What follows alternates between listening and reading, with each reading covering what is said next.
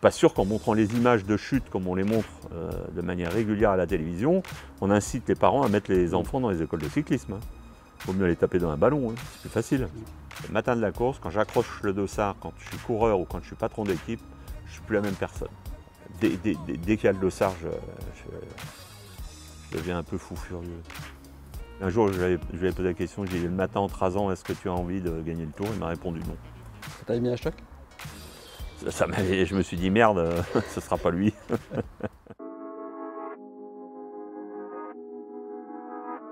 Bienvenue le ravito, le rendez-vous vélo du Télégramme, un ravito spécial Marc Madiot, puisque l'on est avec le patron de la Groupama FDJ. Bonjour Marc, comment ça va? Content d'être en Bretagne? Toujours. Toujours content. Bonjour à toutes et à tous. D'accord, il fait beau en plus. En plus, ouais. C'est une exception, mais on va en profiter. Marc, on va commencer par remonter un peu le temps. Tu as mis un terme à ta carrière de coureur en 94. 3 ans après, tu lances l'équipe La Française des Jeux. Est-ce que tu peux raconter un petit peu comment ça s'était fait à l'époque? Bah, ça s'est fait un papier, un crayon, partant d'une feuille blanche. Beaucoup d'insouciance, beaucoup d'espoir. J'avais la conviction que j'y arriverais. Voilà, c'est tout, mais c'était basé sur rien de concret. Quand tu étais coureur cycliste, c'était un rêve de devenir patron d'équipe? J'ai souvent dit, j'ai eu la vocation d'être coureur comme on a la vocation d'être curé. Et puis vers la fin de ma carrière, ça me trottait dans la tête de créer une équipe en partant d'une feuille blanche, en essayant de réutiliser toutes les bonnes choses que j'avais pu connaître dans les meilleures équipes où j'étais passé. Voilà, c'était un peu simple. Après, le deuxième objectif, c'était de me dire, faut trouver un sponsor, mais comment faire pour le pérenniser dans le temps autour de l'équipe, quoi, parce que dans ces époques, il y a 25-30 ans, les équipes avaient des durées de vie assez limitées. Et moi, un de mes objectifs, c'était de durer. L'idée, c'était ça, quoi. Et ça se fait comment avec La Française des Jeux? Tu peux... Beaucoup de chance, beaucoup de hasard. J'ai gardé des relations dans la maison avec les gens qui étaient là à l'époque. Et je leur ai dit, mais pourquoi vous m'avez choisi en fait? Et ils m'ont dit, on t'a choisi parce qu'on avait compris un truc. On ne savait pas si tu allais être bon, mais on avait compris que tu avais envie. L'envie, c'est quelque chose de déterminant dans tout ce qu'on fait. Parce que si on est face à quelqu'un pour essayer de le convaincre de nous accompagner et qu'il ne sent pas l'envie de manière importante, c'est voué à l'échec. Plus de 25 ans après, Marc, on a l'impression que la flamme s'est jamais éteinte. De ton côté, tu n'as jamais eu envie de faire autre chose? Non. Moi, j'aime ce que je fais. Et puis j'ai la chance de côtoyer des coureurs qui, les uns après les autres, entretiennent cette flamme. On repart avec de nouvelles générations. Moi, je me sens jeune auprès d'eux, donc même si il y a une différence d'âge maintenant, mais je ne me sens pas du tout vieux dans le métier, en fait. Est-ce que le coureur Marc Madiot aurait aimé avoir un patron comme Marc Madiot? Alors, je pense, ouais. Je peux un peu l'expliquer, parce que coureur, j'avais la passion de la course, et avoir des directeurs sportifs qui ont la passion de la course, c'est quelque chose d'important et de déterminant, à mes yeux, par rapport aux coureurs. Ça, je l'ai appris chez Renault avec Guimard. Ça, c'est quelque chose qui m'a fortement influencé. Et l'équipe La Française des Jeux, ou Groupama FDJ aujourd'hui, a été fortement influencée par ce que j'ai pu connaître chez Renault notamment. Après, ce que j'ai connu aussi un peu à la vie claire avec Tapi, et également chez Télécom avec Walter Godefroot. C'est un petit peu un mélange de tout ça. J'ai essayé de capter des idées et des comportements qui m'avaient plu et qui m'ont permis de faire un petit peu un mix de tout ça dans la vie de l'équipe. Tu as eu 64 ans en avril. Marc Madiot à la retraite, c'est possible ou pas? Ça finira par arriver. Mais à chaque fois que je reçois des documents administratifs évoquant la retraite, je prends l'enveloppe et je la déchire. Est-ce que tu prépares l'après Madiot quelque part, Marc? Oui, ça n'empêche pas de penser à ce qui va se passer après au sein de l'équipe. Mais je ne suis pas dans la retraite, et je suis plus dans la construction de ce que sera l'avenir de l'équipe, dans le monde moderne, dans un contexte économique différent, dans une approche du sport aussi qui sera forcément différente. On voit les évolutions dans d'autres disciplines sportives qui vont forcément arriver dans le vélo. On voit les évolutions des clubs de foot, on voit les évolutions de la Formule 1. On voit que dans le monde du sport et dans le business du sport, il y a des évolutions. Donc il y aura forcément des évolutions chez nous, il y en a déjà, mais il y en aura encore. Tu as une idée de qui pourrait te succéder à la tête de la Groupama FDJ? Pas forcément, mais j'imagine déjà un profil. Mais Ouais. c'est pas à l'heure du jour et c'est pas dans les 5-10 ans à venir? Je n'ai pas de date par rapport à ça, mais je pense quand même que le profil ancien coureur, comme je l'ai été, qui monte son équipe et tout, va forcément bouger, évoluer vers autre chose, je pense. Marc, quel est ton meilleur souvenir de patron d'équipe? C'est le De- Tour de Lombardie de Thibaut Non, Pinot, c'est c'est un Tour demain. de France, C'est demain. c'est demain. Ouais, Pourquoi? parce que c'est la prochaine victoire. Ça veut dire que tu ne te retournes pas sur ce qui s'est passé avant, sur tous les bons moments avec Si, Thibaut, avec David, mais la machine va vite et ce qui est stimulant, c'est d'aller chercher ce qui va arriver demain. Il y a des beaux et bons souvenirs qui se sont accumulés au fil des années. Ça pourrait être le Paris-Roubaix de Guédon, ça pourrait être le Milan-San Remo, ça pourrait être les étapes du Tour, la première victoire sur le Tour avec Mangin, le championnat de France de cyclocross avec Mangin, la première sortie du maillot de la Française des Jeux. certains procurent plus d'émotions que d'autres, forcément, non? Bah, tout dépend à quel moment ça arrive, tout dépend comment ça arrive. Voilà, il n'y a pas de... Il n'y a pas de règle, et heureusement qu'il n'y a pas de règle. C'est ce qui fait le charme du truc. Quelle que soit la course, je suis impatient de gagner la suivante. D'accord. Même si c'est une course de moindre Ah non, importance. mais il n'y a pas de petite, il n'y a pas de grande course. Les émotions et le plaisir est le même qu'on gagne un Tour de Lombardie, un Milan-San Remo ou un Grand Prix de Plumelec. Moi j'ai besoin de sentir la ligne. Le passage de la ligne en vainqueur, c'est fantastique.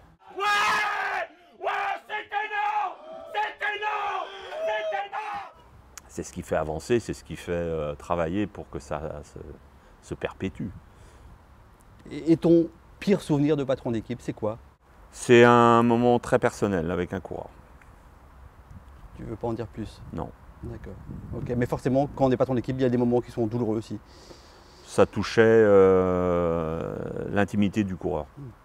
Ok. Quand on a des coureurs blessés, forcément, c'est des choses qui sont compliquées Alors aussi à quand on a vivre. des coureurs blessés, c'est délicat. Et quand on a des coureurs à l'hôpital et qu'il faut appeler la famille, c'est aussi des moments difficiles. Tu as un truc qui te vient en tête là justement sur un coureur où tu dois appeler la famille parce que tu as un coureur qui est blessé? Ça m'est arrivé plusieurs fois. Ouais. Quand je vois toutes les chutes qu'il y a aujourd'hui, je trouve qu'on pourrait faire mieux.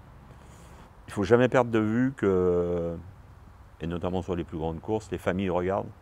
Et celui qui appelle au téléphone, c'est moi. C'est mon boulot, je l'assume. Ce ne sont jamais des moments agréables et j'ai connu des situations encore plus graves. Donc c'est ça mes mauvais souvenirs. Pourquoi ça tombe tant que ça d'ailleurs? Parce qu'aujourd'hui, on est dans la prise de risque totale. Plus qu'avant?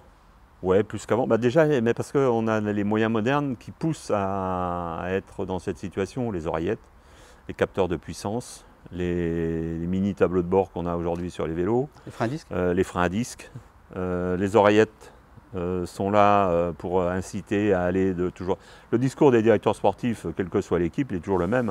Courez devant, restez groupés, attention, on tourne dans 2 km, il faut que vous soyez dans les 5 premiers. À l'époque où je courais, il n'y avait pas ça. Donc de temps en temps, on était dans les 5 premiers, mais des fois, on était 25e, mais tout le monde passait. Alors on avait fait une boulette parce qu'on n'était pas bien placé, mais c'était un fait de course.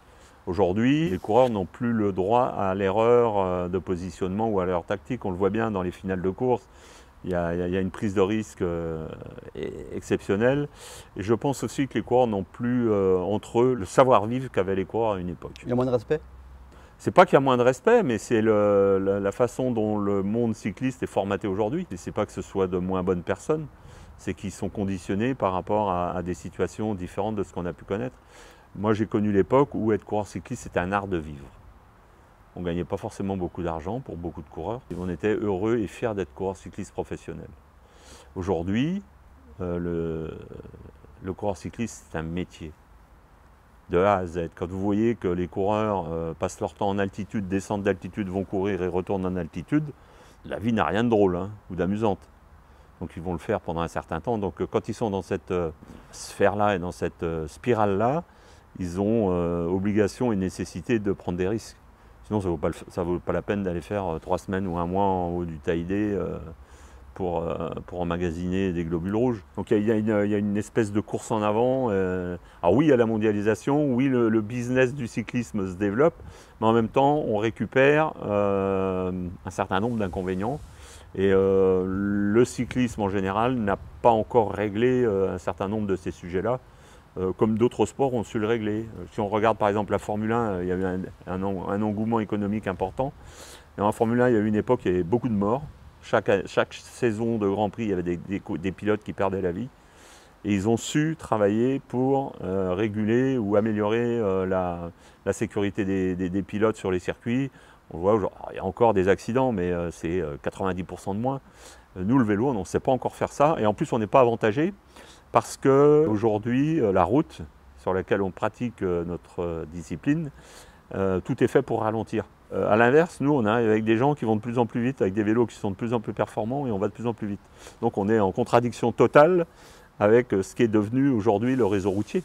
Donc je pense qu'à un moment ou un autre, il va quand même falloir qu'on se pose les vraies et bonnes questions pour améliorer cette situation. Parce que je pense que si on ne le fait pas, on court à notre perte.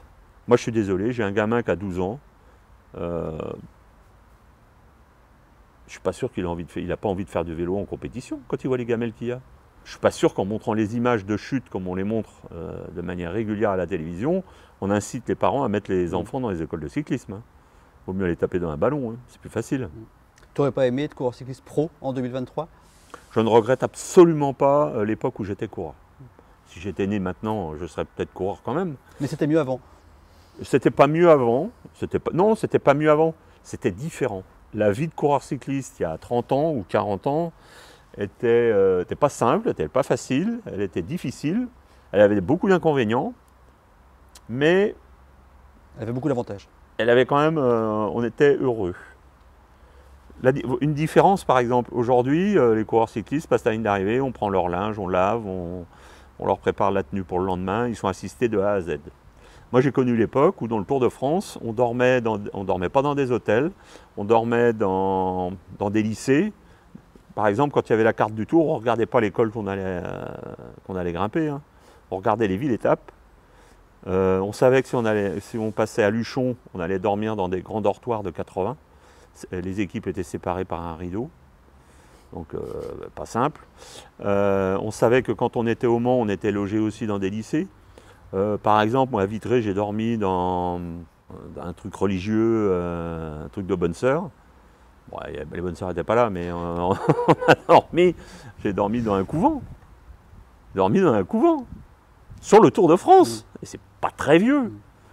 Mais le bon côté de ces époques, c'est qu'il y avait une certaine décontraction. Moins de pression. Comment ? Moins de pression. Moins de pression, ouais. C'était une autre approche de la course.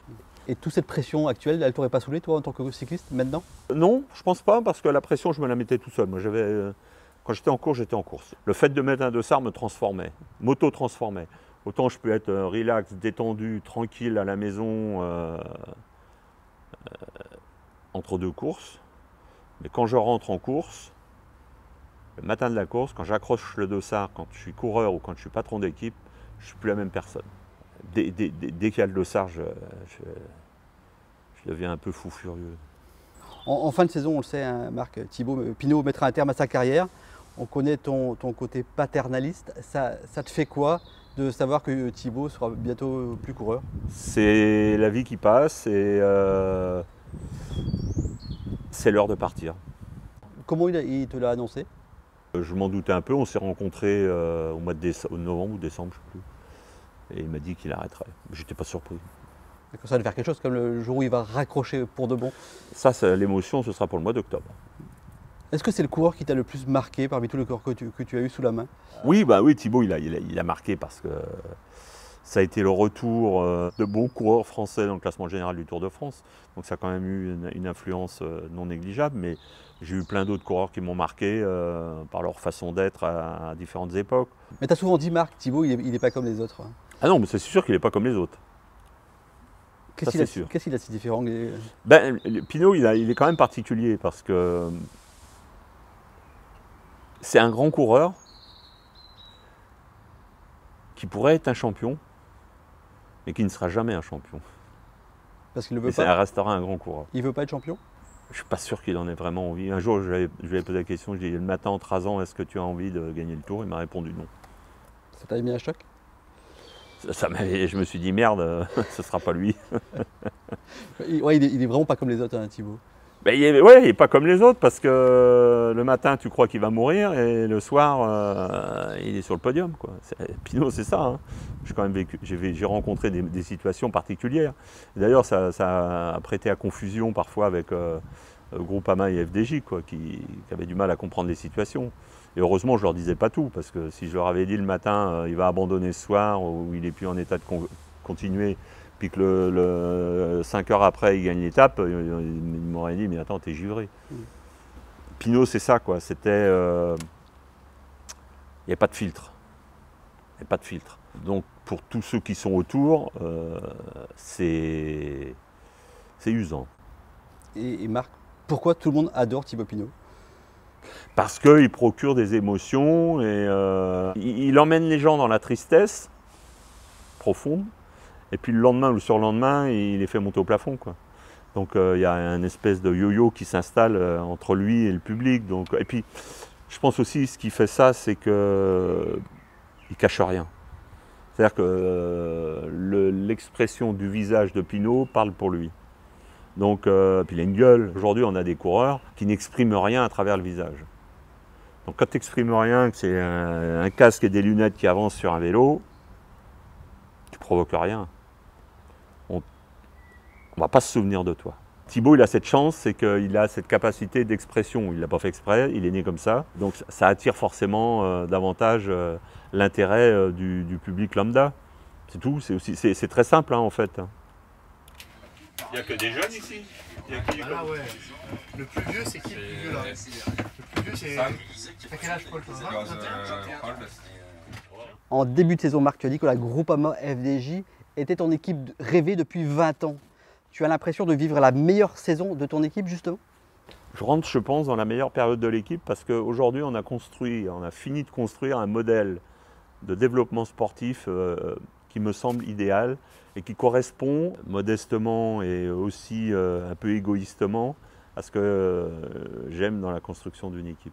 C'est-à-dire de partir avec des gens jeunes et essayer de construire un état d'esprit et une philosophie de course un peu à l'image de ce qu'on connaît dans certains clubs de foot. Moi, j'ai en souvenir la grande époque du FC Nantes, j'ai en souvenir la grande époque de la JOCR. C'est-à-dire qu'ils vont chercher des jeunes joueurs et ils les amènent au plus haut niveau. Alors, ils ne les gardent pas forcément toujours, mais il y a cet ADN qui existe, quoi. Et c'est ça qui me plaît. Moi, j'aime sentir que mes coureurs ont envie de porter ce maillot et s'identifier à l'équipe. Et je recroise de temps en temps de mes anciens coureurs, puisque maintenant, il y a 25 ans, il y en a un certain nombre qui ont pris leur retraite depuis. Et je sens encore chez eux une forme de fierté d'être un ancien de la FD, de la Française des Jeux ou de la Groupama FDJ. Vraie fierté. Tu peux l'écrire dans ton journal. Vous n'avez pas une raison pour tout bouffer, les mecs. Hein. Tu fais souvent référence au foot, hein? Ouais, parce que c'est un bon modèle. C'est un bon modèle que d'observer comment fonctionne le foot. Alors là, on est rentré dans d'autres trucs aujourd'hui dans le foot. Mais ça, on sent bien aussi que progressivement, le vélo glisse vers ça. On a des émirs, on a des États, on a des milliardaires. Ça, avant, il n'y avait pas ça dans le vélo. Donc, il va forcément y avoir une redistribution des cartes qui est en train de s'opérer et s'effectuer. Et moi, mon boulot, patron d'équipe, c'est d'être vigilant par rapport à ça pour le devenir de mon équipe. Voilà, la pause Ravito, c'est tout pour aujourd'hui. On se retrouve vendredi prochain à 18 h sur le telegram.fr et sur la chaîne YouTube du Telegram. D'ici là, bon week-end, bonne semaine et surtout allez voir les courses.